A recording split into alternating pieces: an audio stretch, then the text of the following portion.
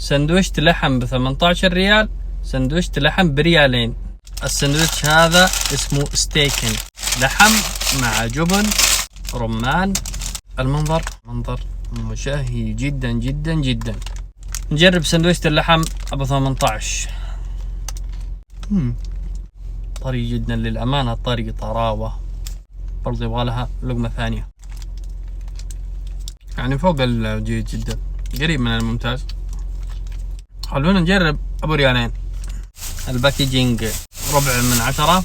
طبعا خبز شامي عادي، واللحم لونه ابيض. ريحة ما في، للأمانة ريحة ما في، حتى ريحة اللحم ما هي موجودة. سندويشة اللحم ابو ريالين، بسم الله. اللهم اني استودعتك بطني.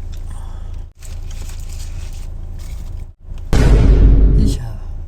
ما في طعم ابدا، كأني اكل خبز بس. يبغى لها لقمة ثانية. للمصداقية باكل اكلة كبيرة ذا الحين علشان ايش هذا؟ ما في طعم يا جماعة، كأني اكل خبز. شوفوا هنا في كمية لحم، باكل لقمة كبيرة.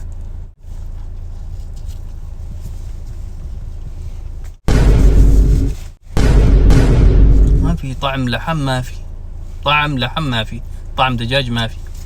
النتيجة النهائية سندويشة ابو 18 لحم طازج وفريش. السندويشة هذا طري جدا، اللي يبغى يجربه اسمه ستيكن.